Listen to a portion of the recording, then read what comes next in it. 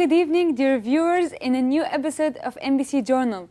This is Lana again in the voice with you from NBC Studio. Hello, Lana. Hello, Uwais, how are you? I'm doing great. On the new episode of NBC Journal, we're starting our tonight with the briefing news with Bassam.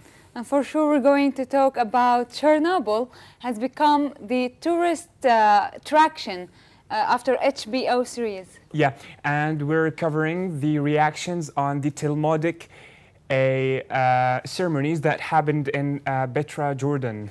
And Bassam, we're going to have a tour in the old city of Nablus to talk about the sweets in Palestine. And at the end of our episode, we're having a guest. Ramil Kukhun will join us. But before we start tonight, let's see the briefing news with Bassam.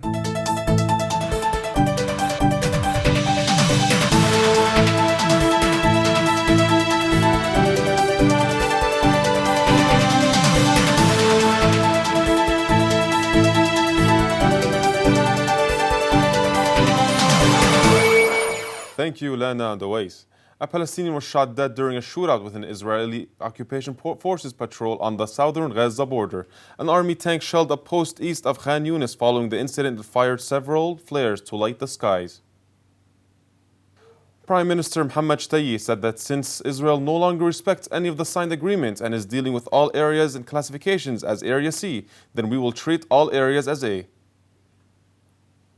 At least 21 Palestinians were injured by live bullets and many others by rubber-coated rounds as Israeli forces attacked hundreds of protesters taking part in the weekly Great March of Return at the Gaza-Israeli border. According to medical sources, a Palestinian miner from the occupied East Jerusalem neighborhood of Silwan was moved to the hospital last night after he was brutally beaten by Israeli police officers who was raided his home to arrest him, local sources said.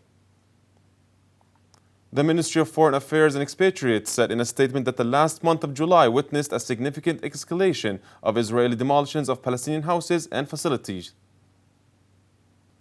Jibril Rajoub, head of Palestinian Football Association, said that this year's Palestinian National Football League is at stake as a result of the severe financial crisis affecting the Palestinian Authority. Secretary General Saab Erekat of the Palestinian Liberation Organization, Saab Erekat, called upon the European Union and human rights organizations to intervene urgently to stop Israel's ongoing crimes against Palestinian political detainees. Jordan shuts holy site in Petra after Israelis' Talmudic religious ceremonies at Petra. Minister of Jordanian Awqaf chose to hand over the keys of the tomb to Man Awqaf Directorate and not allow any visitor to enter without the ministry's approval. Thank you for watching. Now going back to Lana and Uwais.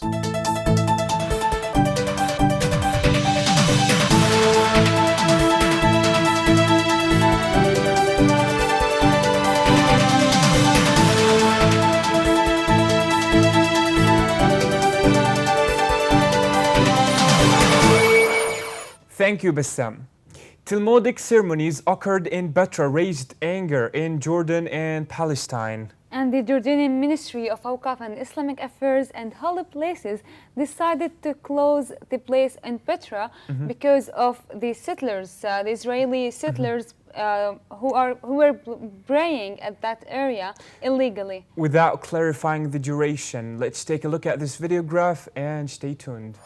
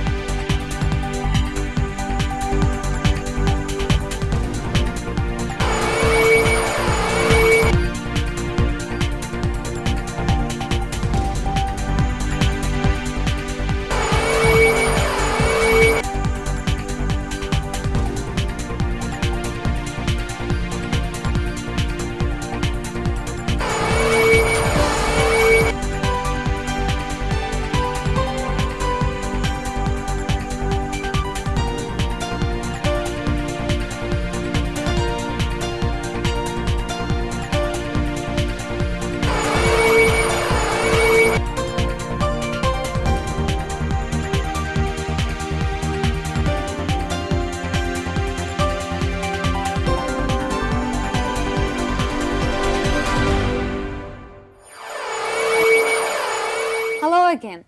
For people interested in archiving, the Palestinian Museum will hold a workshop on archive conservation and preservation. The goal of the workshop is to attract individuals and institutions who are interested in And also to archiving. share knowledge and experiences among these institutions and individuals, and also to raise the awareness of Palestine and the Palestinian issue, actually. The project will be established with cooperation of the British Library. Like 3,000 documents will be About diaries, papers, and photographs, maps, and letter will be Let's see. digitized in the project. let's see this video together, and we'll be right back.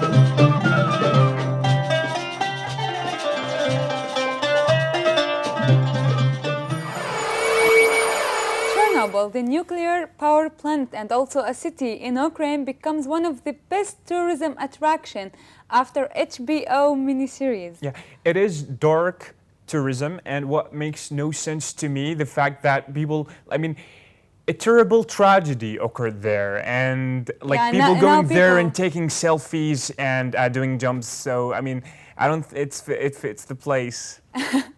But maybe after the great miniseries, after the great miniseries, I think people now, they would love to experience that experience. And let's see this video graph together to know more information about this thing.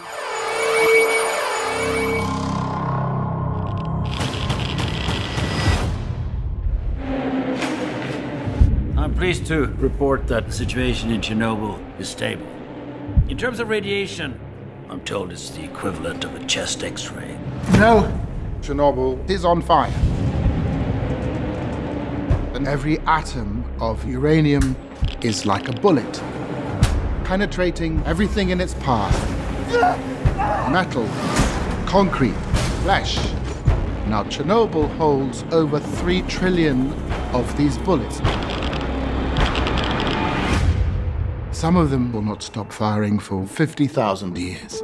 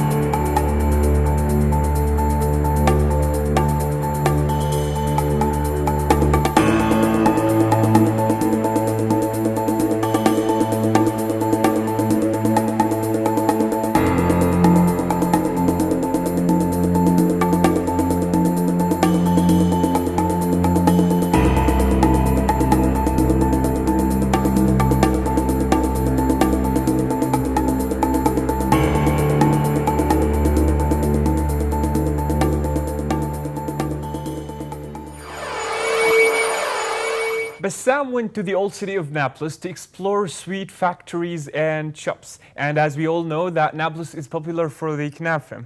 And of course, Nablus is famous for all sweet stores in the old city, and if every few meters you can find a store for kunafa, for tamriya, for baklawa. So let's see this report with Bassam in the old city of Nablus. Are you a sweet lover? Are you one of those people that visited the Willy Wonka factory, Nestle, and the Hershey Center? Well, you got one more place on your bucket list to go, which is the Nablus Old City. Every 5 meters, we'll be walking around the Nablus Old City. We'll find a sweet shop that will be very famous for their own sweets. And we'll be going around looking at the Eid celebrations where people stock their inventory. Eid is on the doors, stocking inventory for the Eid celebrations. Let's go checking them out right now.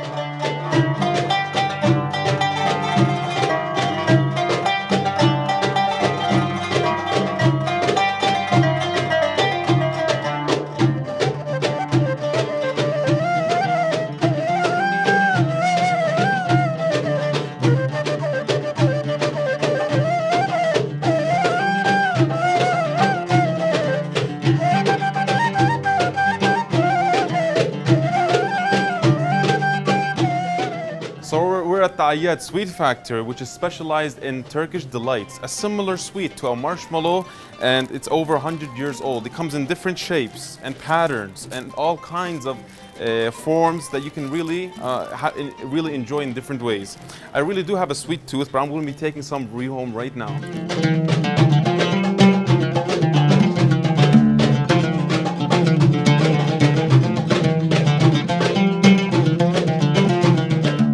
So we're at the Arafat Sweet Store and we're with Uncle Abu Hatem over here. How are we doing? Fine. Good? Yes. Awesome. And according to Abu Hatem's knowledge, he's the 4th generation of holding this store together. And this sweet has been going on for over 200 years, called the Tamriya. The Tamriya is a sweet originated from Nablus, composed of thin dough stuffed with piece of sweet and sugars and all kinds of anything you can stuff inside it. So let's have a taste. Good. Love it.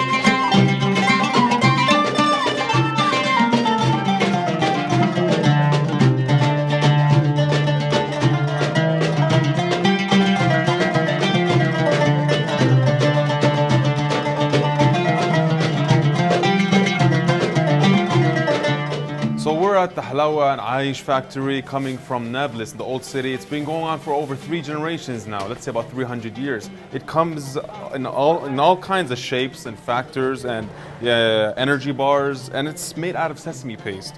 This is one of the tastiest and most famous factories in Nablus today and all over Palestine. And I'm going to be taking one of these home. I hope my dentist doesn't mind if I visit him more often.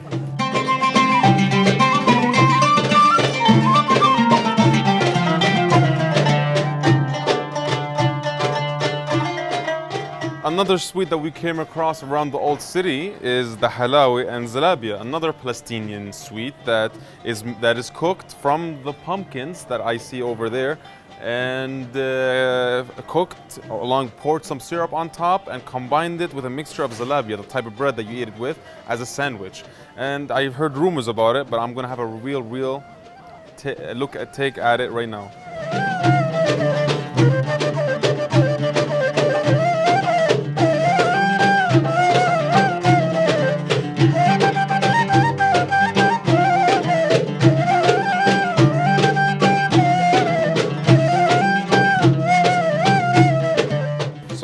The number 1 Al-Aqsa sweet store in Nablus, specialized in knafa, as well as it comes with it's a specialized sweet with cheese, and it's as you see this is how it's done. Once it's completely fried and done from the top, a nice sweet layer of syrup is poured on top, and going to the other side, sold to the customers.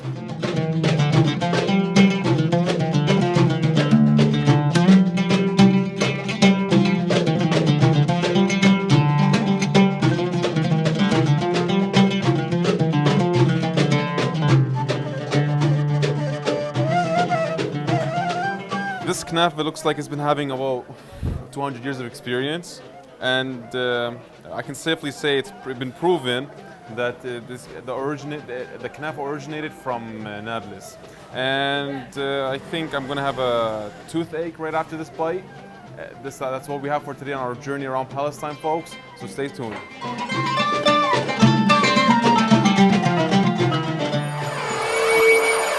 Palestinians and Muslims all around the world are preparing themselves for a happy event, a happy holiday. It's Eid al-Adha.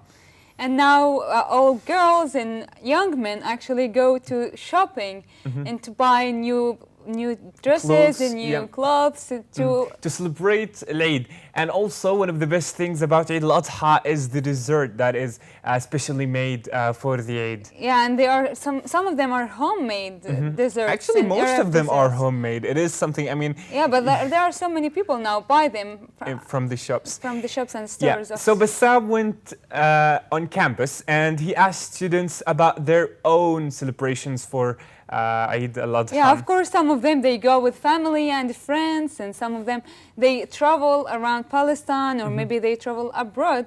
But like some I of mean, them stay at their houses and homes. Yeah, I prefer road trips in such events. I don't know, like it's like having some music and just going out with Yeah, family. this is really nice too.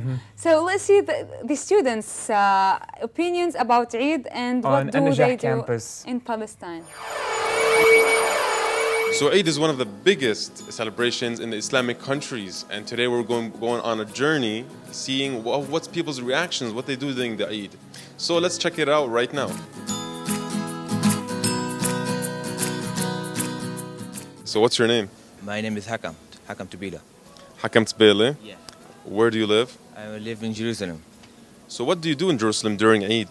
During Eid, we go to the Aqsa Mosque, we pray, and we go to the, seeing friends, seeing family, and we eat ma'mool, a lot of ma'mool. Ma'mool is a cake. Yeah. And what do you personally do on Eid? You? For me, I go to the work for a couple of days. I go to visit some friends, to parties, and summer, so I have to go to the beach. What are you going to do on your Eid vacation? I am go to sleep and I see my cousin and sleep.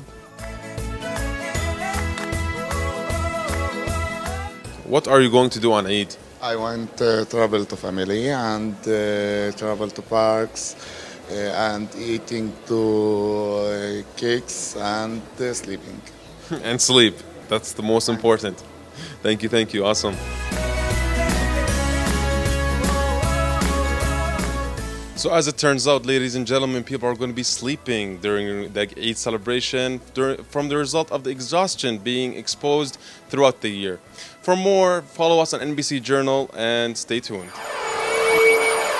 Despite his age, he was able to travel and study in different places around the world. The young man is now with us. His name is Rami Al-Kakhan. Hello and welcome, Rami. How are you? Hello, I'm good. How are you? I'm great. Yeah, we're I'm great glad to have you be here, actually. tonight. Yeah. I'm glad to be here as well. Yeah. So, could you please introduce yourself to our audience? Well, as you've already said my name, Rami Kakhan. I come from here in Nablus. I'm 23 years old. I have done my studies in the Najah University as my home university, but I've also done 3 exchange programs in other places. And where did you do At the them? same period, also, like you were at An-Najah University, and also Yeah, they were exchange you were semesters. having exchange programs Yeah. in other universities. Where did you do them? Around the world. I did the first one in Edinburgh, Scotland, for 2 months, and the rest was for half a year or 1 semester in the US. And the last one was in Poland for 1 year. So which was you've done Erasmus lots Plus. of traveling. I did. Okay, I have some sort of a personal question for you. You know that traveling changes us in a very positive way, and it gives us some sort of a new perspective. Like you're running some sort of an experiment on yourself, like you're going to a whole new culture, a whole new different environment. So what one thing you've learned through this, what I would call an experiment? To be honest, there's a lot of personal things that you can go into when you want to discuss this, like I don't know, sort of beliefs about traditions, religion, whatever you'd like to talk about. But to be honest, the main thing that I would refer to is a little bit the sense of Palestinian nationalism, because like once you leave, you actually see other stuff that is not Palestine anymore. Yes. And this is when you actually start thinking and comparing everything to what you have back home. And of course, you can be critical of, yeah, okay, maybe it could be better back home or whatever. But the thing is, once you actually see what's outside, you start to appreciate what we have in here in Palestine. So What you start to appreciate? What what you have in Palestine? well, for example, I mean, there isn't really. Like you don't have a conflict there, or when you come back, like cultural shock. When you come back, you feel that there is a conflict in yourself from your inside that maybe there is better than here. Like, what do you feel? What do you think about this? It would definitely be something better for someone who would like to have just enjoy an atmosphere where there's no occupation, for example. There's no guns, there's no checkpoints. You can go from one city to another freely. But yes, of course, you can enjoy this when you go outside. When you go tourism in Jordan, for example, or anywhere else for a few weeks, you can see that. But there's one thing that you can always see about Palestine, like the history that we have, the situation where people live. And by the way, just not to mention as well the fact that Palestine itself is very famous outside. I mean, you've been abroad and you've seen it? Yes. I've been abroad and I've seen it. But okay, but for you, I mean, you've definitely went more. As a Palestinian who's going abroad, like what are some sort of the difficulties and the things you feel like, okay, I'm a Palestinian, so okay, they're like obstacles, you mean, that he faced there because he's a Palestinian? Yes, and on the other hand, not the obstacles, but some sort of the advantages.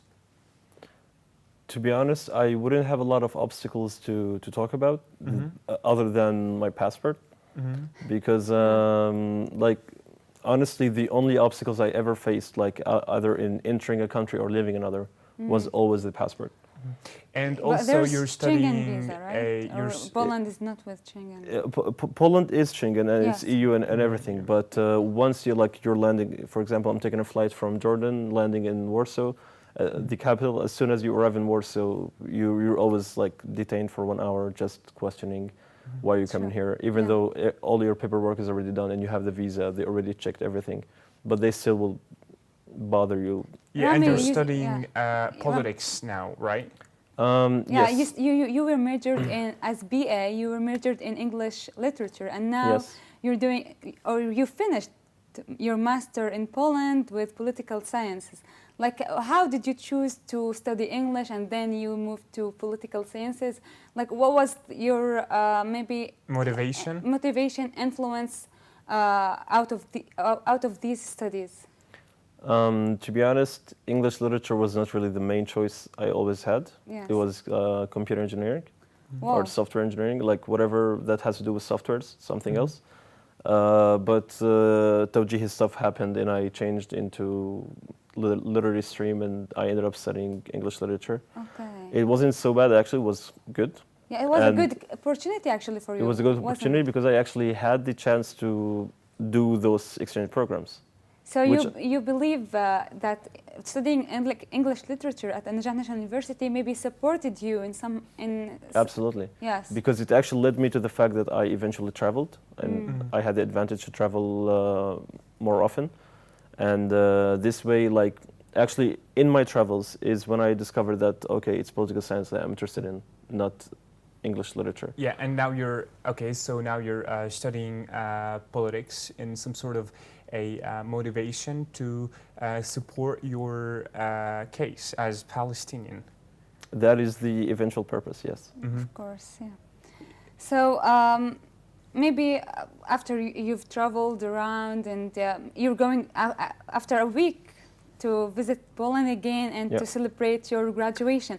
So do you have an advice for the students who are still studying or maybe finished studying at An-Najah National University, a special advice for them, how to apply in these scholarships? What should they do in their university life in order to get an experience and a lot of things as you have in your maybe life experience? Yeah. Well, to be honest, one thing, one virtue we have from the occupation is the international attention, which eventually gives us the scholarships. Because we actually have a lot of stuff that are provided for us because we're Palestinians and the world sees us as someone who needs something. So they basically provide us with this financial support to go study abroad. So the thing is, we actually have a lot of opportunities. You just need to actually go and look for them and to find them. Once you find a suitable opportunity, you basically, like, you just have to see the requirements. And the most important thing in any application that I ever did is actually the motivation letter. Yeah, but speaking of opportunities, some students believe that those opportunities are a waste of time. Like, some people would say to themselves that why would I go on that semester or on that year, and I would like lose a year of my I don't know of my life. Not all the hours. Yeah. Are So what is your okay? What is your comment, or what is your what would you say for this?